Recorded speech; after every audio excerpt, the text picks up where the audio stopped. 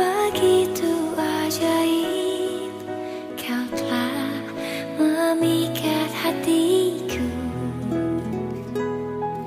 Di saat aku tak sanggup lagi, di situ tanganmu bekerja. Pertolonganmu begitu ajaib, kau telah memikat hatiku. Kini mataku tertuju padamu, ku rasakan kasih-Mu Tuhan.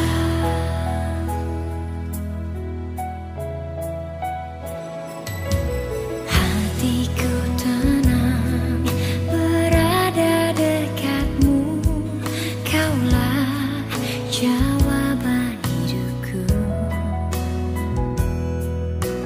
Hatiku tenang berada dekat-Mu, Kau yang pelihara hidupku. Pertolonganmu begitu ajaib, Kau telah memikat hatiku. Di saat aku tak sanggup lagi, di situ tanganmu bekerja. Pertolonganmu begitu ajaib, kau telah memikat hatiku. Kini mataku tertuju padamu, ku rasakan kasih-Mu Tuhan.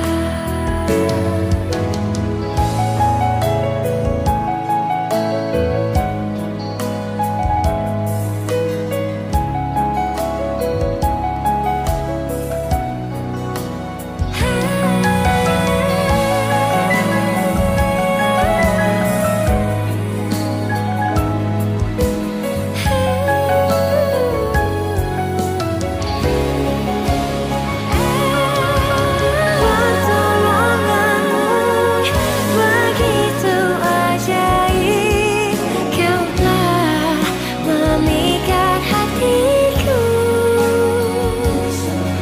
Di saat aku tak sanggup lagi, di situ tanganmu bekerja. Pertolonganmu begitu ajaib, kau telah memikat hatiku.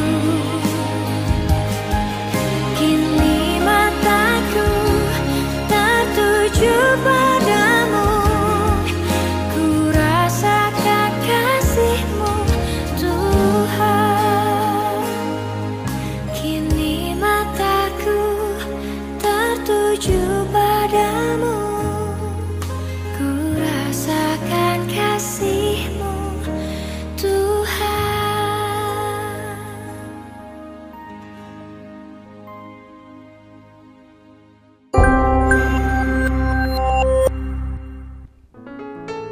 Selamat pagi Bapak Ibu Saudara yang dikasihi oleh Tuhan. Dimanapun Bapak Ibu Saudara berada, pagi hari ini saya mengajak Bapak Ibu untuk kembali menghadap kehadirat Tuhan. Kita mau menaikkan puji-pujian kita mau menaikkan penyembahan kita sebagai dupa yang harum di hadapan Tuhan. Biarlah hanya Dia saja yang kita sembah, hanya Dia saja yang layak untuk kita puji dan kita muliakan. Haleluya.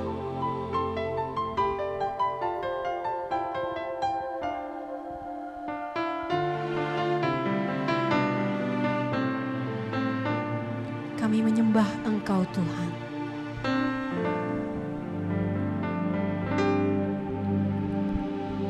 Yesus, Kau telah memulai segala baik dalamku. Engkau menjadikanku serupa gambaran-Mu dan berharga di mata-Mu.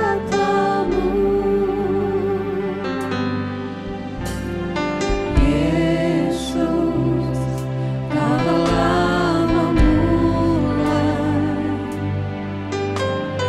karya yang mulia dalamku. Kau berikan hidupku sebagai ganti dosaku, karena kasih-Mu padaku.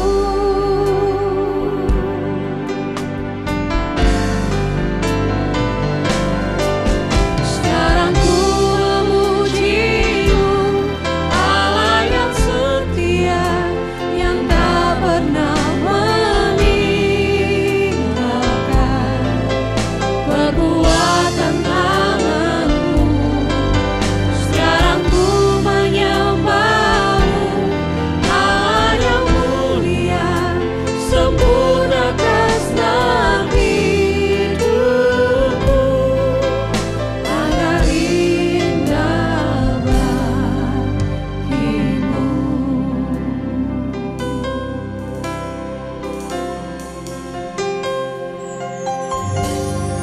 Yesus, Kau telah memulai segala yang baik dalamku. Engkau menjadikanku serupa gambaran-Mu dan berharga di mata-Mu.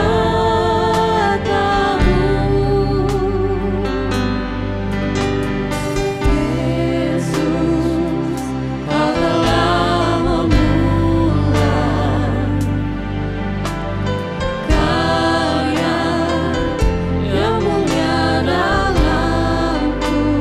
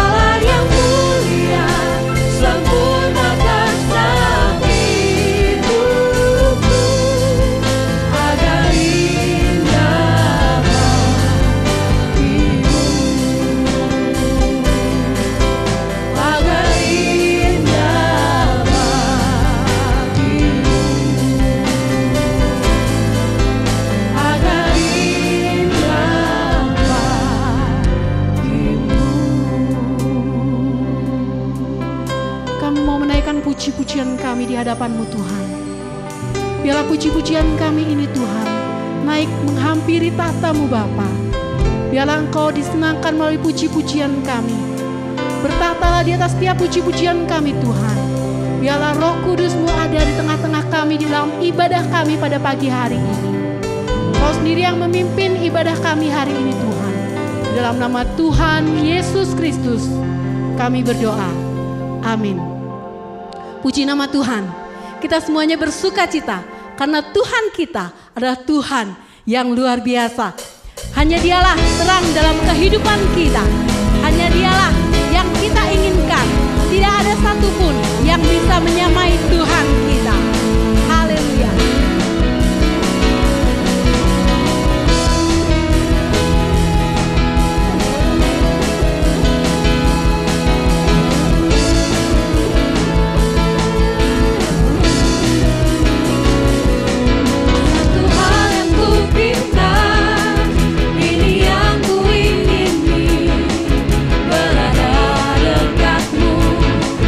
Saksikan kemurahan-Mu.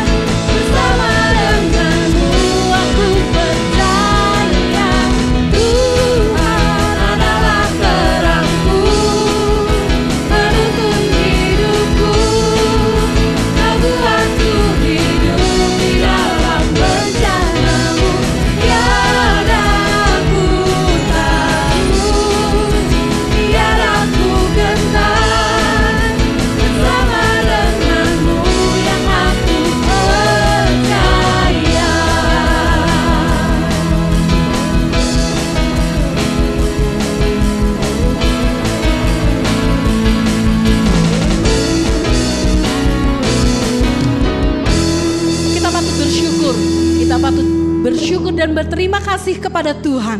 Karena Tuhan adalah Tuhan yang penuh kasih. Tuhan yang selalu menjagai kita. Haleluya. Di sepanjang kehidupan kita, Tuhan selalu ada bersama-sama dengan kita.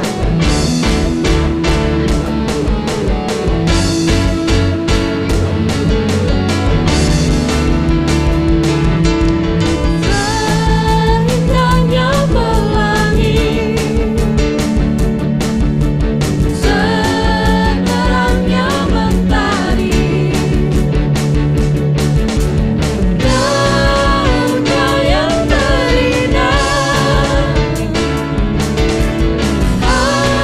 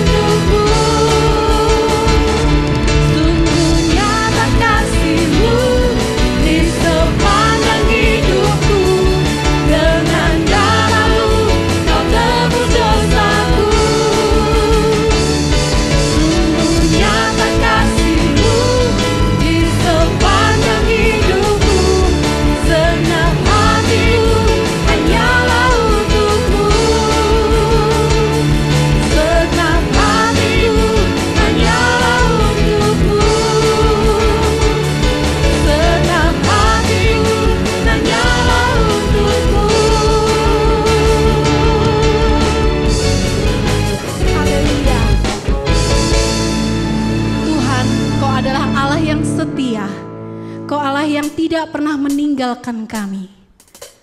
Karena itu Tuhan, kami rindu Tuhan menyenangkan hati-Mu. Biarlah Roh Kudus-Mu hadir di tengah-tengah kami Tuhan, untuk mengubahkan hati kami, untuk membawa kami semakin hari semakin serupa dengan gambaran-Mu Tuhan. Terima kasih Tuhan.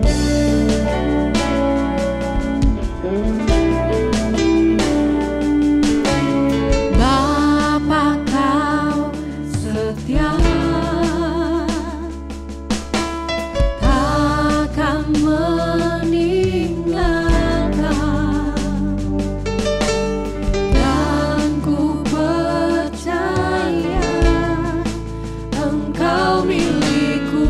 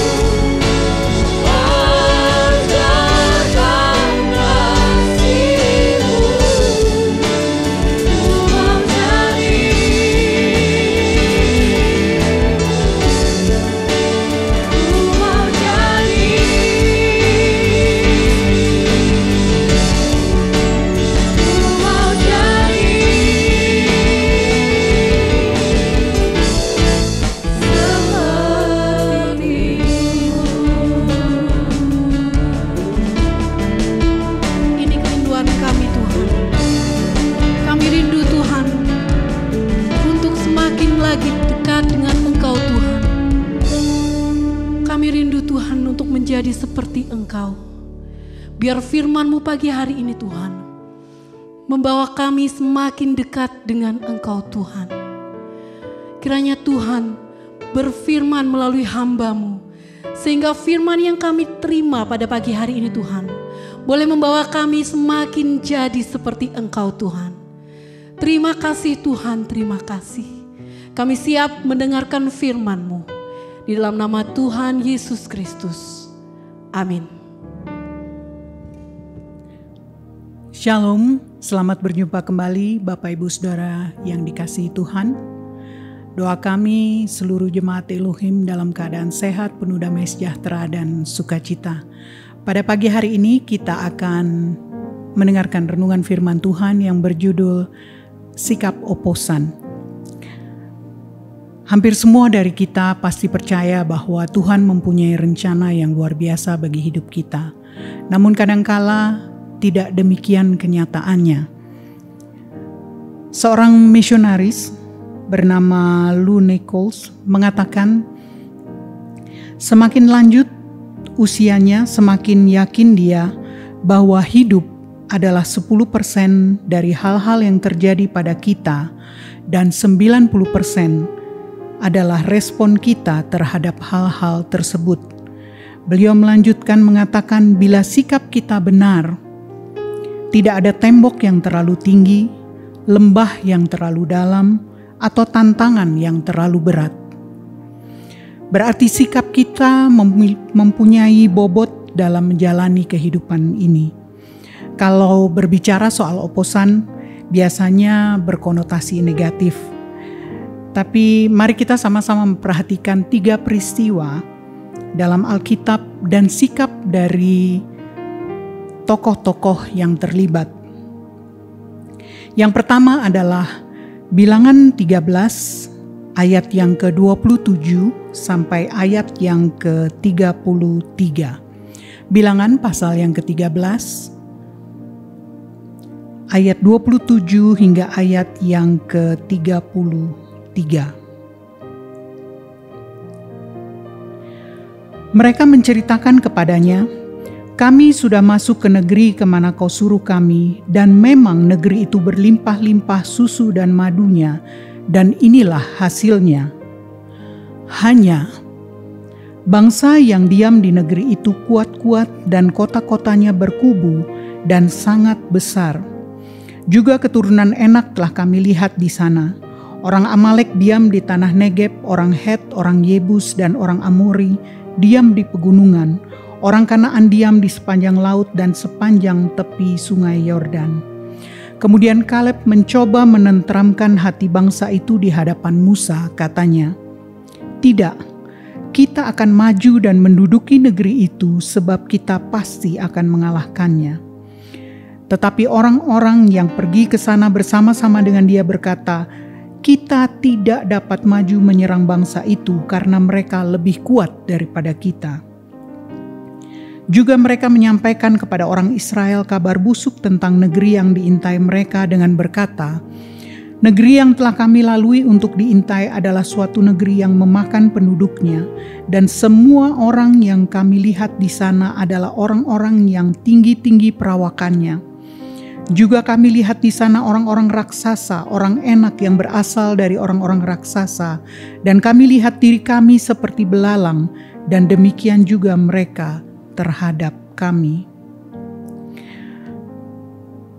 Kata dalam ayat yang ke-28, kata hanya, adalah kata nevertheless atau tetapi, dan artinya adalah berhenti atau akhir. Poin yang pertama dari renungan ini adalah dari positif ke negatif. Dalam kisah ini, kata tersebut mengubah positif menjadi negatif. Kisah tentang 12 pengintai, semua mereka masing-masing melihat dan mengalami betapa luar biasanya tanah Kanaan. Bukan hanya Yosua dan Kaleb yang mengecap buah anggur itu. Bukan hanya mereka berdua yang membawa pulang hasil bumi yang luar biasa dari tanah Kanaan. Namun 10 pengintai memakai kata itu sehingga mengubah semuanya. Mereka menyaksikan janji-janji Tuhan namun tidak dapat percaya pada perlindungannya.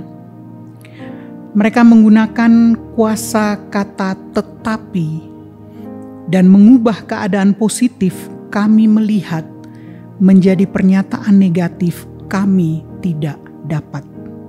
Indera mereka lebih besar daripada iman mereka dan mereka lebih percaya kepada logika mereka daripada kuasa Tuhan mereka. Sikap mereka adalah ya, yang dikatakan Tuhan itu benar. Tetapi ini kata yang mereka gunakan yang berarti akhir atau berhenti. Dan memang demikian, karena hal itu menghentikan rencana Tuhan bagi bangsa Israel. Generasi itu hilang dan tanpa menikmati rencana Tuhan. Karena ada 10 orang yang mengubah keadaan positif menjadi negatif dengan kata tetapi. Kata positif untuk hasil medis dapat berkonotasi negatif bagi kondisi kesehatan kita. Ada hasil mungkin dari gaya hidup kita, namun kadangkala di luar kendali kita. Dan untuk hal-hal yang dihadapkan pada kita pribadi yang menentukan. Apakah kita akan mengubah janji-janji Tuhan yang positif menjadi negatif karena ketidakpercayaan kita? Apakah kita akan menghentikan rencana Tuhan yang indah bagi hidup kita karena melihat tantangan dan kemustahilan di sekitar kita?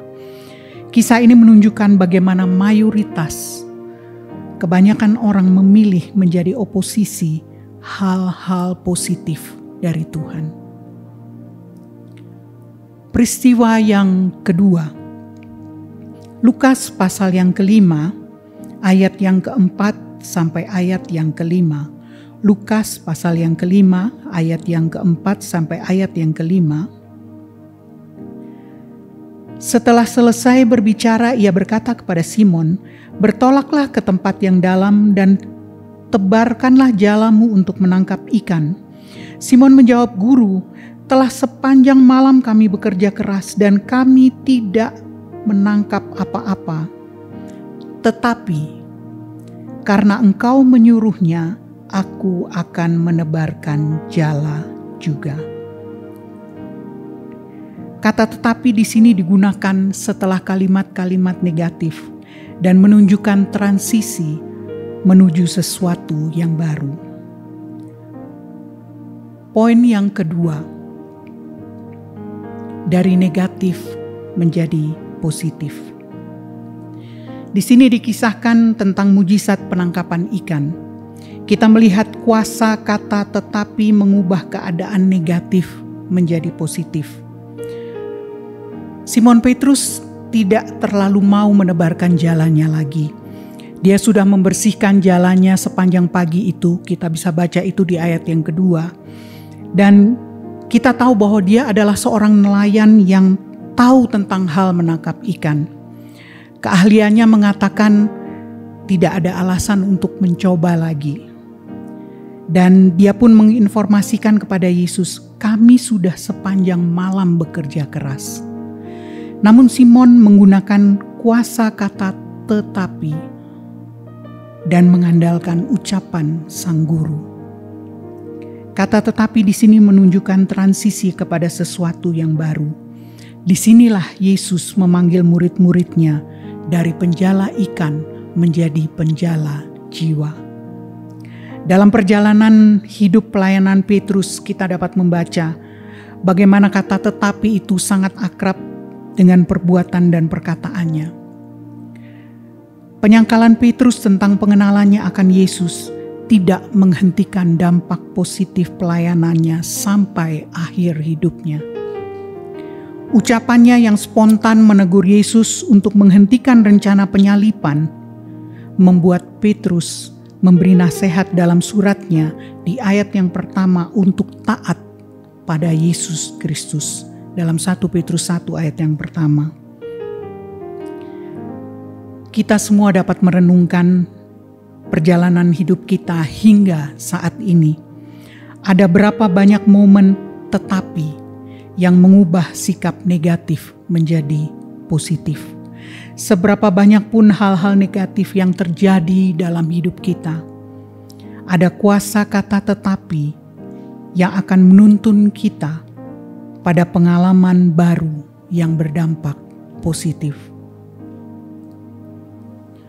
Peristiwa ketiga kita dapat baca dalam Markus pasal yang ke-14. Markus pasal yang ke-14 ayat yang ke-35 sampai ayat yang ke-39. Markus pasal yang ke-14 ayat yang ke-35 sampai ayat yang ke-39. Ia maju sedikit merebahkan diri ke tanah dan berdoa supaya sekiranya mungkin saat itu lalu daripadanya. Katanya, "Ya Aba, ya Bapa, tidak ada yang mustahil bagimu. Ambillah cawan ini daripadaku. Tetapi janganlah apa yang aku kehendaki, melainkan apa yang Engkau kehendaki." Setelah itu ia datang kembali dan mendapati ketiganya sedang tidur. Dan ia berkata kepada Petrus, "Simon, sedang tidurkah engkau? Tidakkah engkau sanggup berjaga-jaga 1 jam? Berjaga-jagalah dan berdoalah, supaya kamu jangan jatuh ke dalam pencobaan. Roh memang penurut, tetapi daging lemah." Lalu ia pergi lagi dan mengucapkan doa yang itu juga. "Ya Aba, ya Bapa, tidak ada yang mustahil bagimu. Ambillah cawan ini daripadaku. Tetapi janganlah apa yang aku kehendaki, melainkan apa yang Engkau kehendaki." Dalam Markus, kata ini dipakai sebagai oposisi atau lawan dari pemberian hak. Artinya, orang ini tidak mengalah kepada keadaan, namun dia menyerahkan kehendak diri dan haknya melalui kata tetapi. Poin yang ketiga adalah dari jasmani kepada rohani.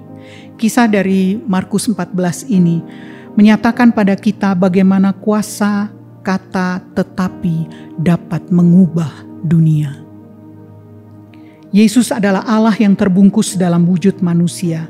Dia tahu apa yang akan terjadi pada dirinya di jam-jam akhir hidupnya. Dan kemanusiaannya tidak ingin menyerah begitu saja. Dia tahu kesakitan, kesepian, penderitaan yang akan dialami sementara dia berlutut di Taman Getsemani. Secara jasmani sangat berat hal yang harus ia jalani. Ada penyalipan batin yang harus Yesus lewati sebelum dia membiarkan Yudas mencium dia. Kemanusiaannya tidak ingin melewati penderitaan penyalipan. Kemanusiaannya tidak ingin kehilangan sahabat-sahabat yang mendukung dia. Kemanusiaannya meminta cara lain untuk menggenapi kehendak Bapanya. Tetapi karena kuasa kata tetapi, kita dapat menikmati anugerah keselamatan. Siapapun kita yang percaya dan mau menerima Yesus sebagai Tuhan dan Juru Selamat. Karena kuasa kata tetapi, kita dapat menikmati hadirat Tuhan dari pemulihan hubungan dengannya. Karena Yesus menyerahkan kehendak pribadinya, kita mendapat rahmat dan kasih karunia. Kuasa kata tetapi punya kemampuan untuk mengubah segala sesuatu.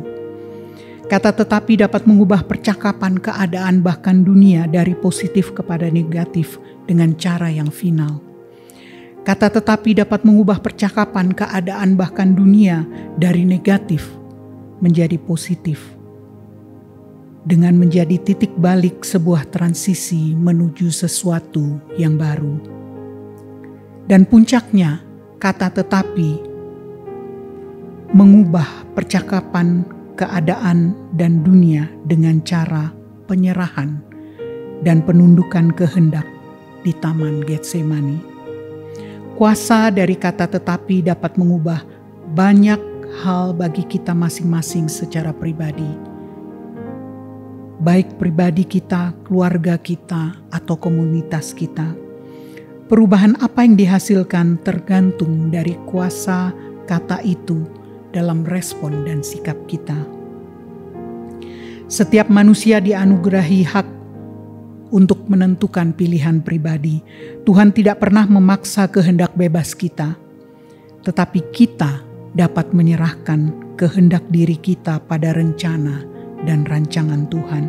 Banyak hal mungkin yang tidak sesuai dengan kehendak dan keinginan kita. Namun waktu kita menundukkan diri pada Tuhan, banyak hal yang lebih luar biasa yang Tuhan sudah siapkan dan sediakan bagi kita.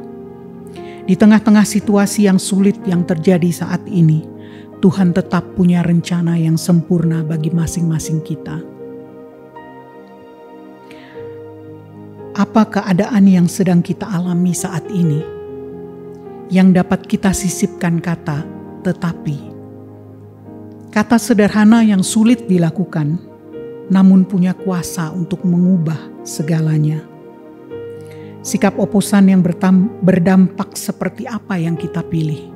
Dari positif ke negatif, dari negatif ke positif, atau melepaskan kehendak pribadi. Bagian dari menjadi seperti Yesus adalah mengikuti teladannya.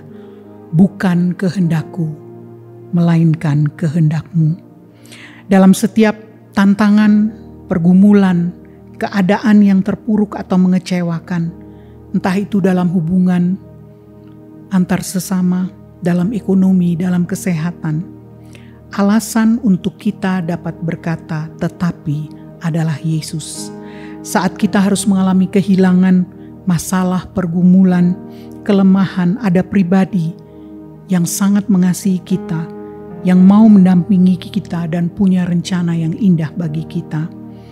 Ketika Yesus di atas kayu salib mengatakan sudah selesai, it is finished. Semua jawaban, harapan, kemenangan terjamin dalam pribadinya. Itu adalah jaminan terbesar bagi setiap kita yang percaya pada Tuhan Yesus Kristus. Untuk setiap tantangan yang kita hadapi, selalu ada kebenaran firman Tuhan yang dapat kita gunakan untuk mengubah keadaan kita. Sikap oposan dengan menggunakan kata tetapi berkuasa ketika kita menaruh firman Tuhan di belakang kata tetapi itu.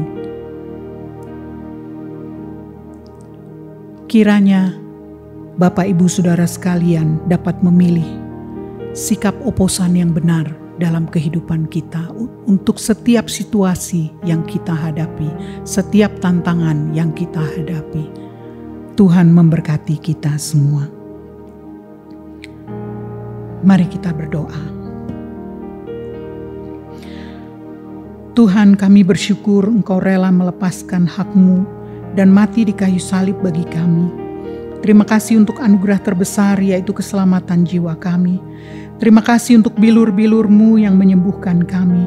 Terima kasih untuk penyediaan dan berkat-berkat-Mu bagi kami. Terima kasih untuk pemeliharaan-Mu. Terima kasih untuk perlindungan-Mu.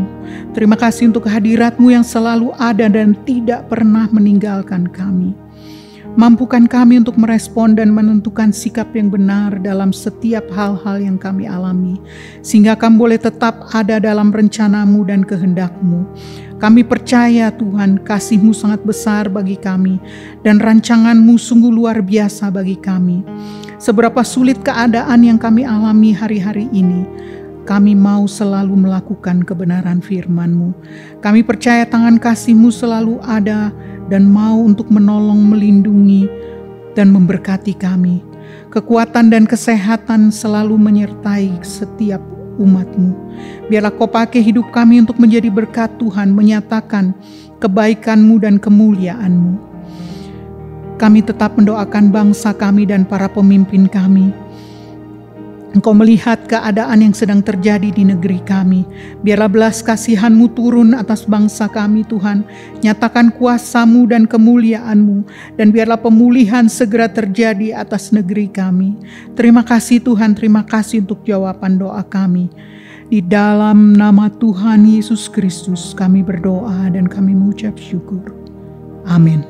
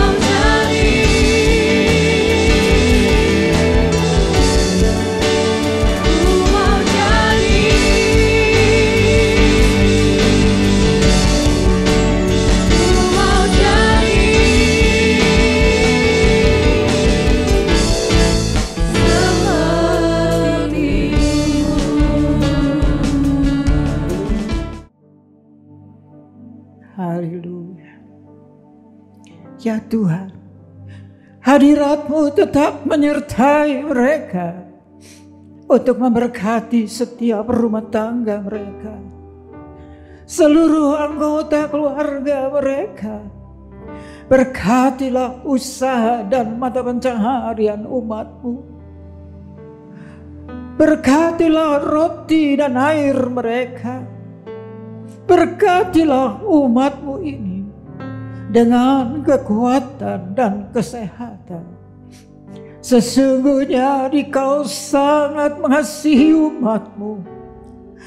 Seluruh umat-Mu ini ada di dalam telapak tangan-Mu, dan tak seorang pun dapat merampas mereka, domba-domba-Mu ini, dari dalam tangan-Mu. Hamba-Mu berdoa, bawalah seluruh sidang jemaat-Mu ini semakin hari semakin dekat kepada-Mu, semakin mengasihi Engkau ya Tuhan, sehingga mereka boleh tiba di puncak bukit kesucian-Mu dan memandang wajah-Mu yang indah. Kini sidang jemaat yang dikasihi Tuhan, Allah yang kekal adalah naungan-Mu, dan lengannya yang abadi menopang Engkau. Tuhan memberkati Engkau dan melindungi Engkau. Tuhan menyinari Engkau dengan wajah-Nya, serta memberikan Engkau kasih karunia. Tuhan menghadapkan wajah-Nya kepadamu dan memberikan Engkau damai sejahtera di dalam berkat nama Tuhan Yesus Kristus. Amin.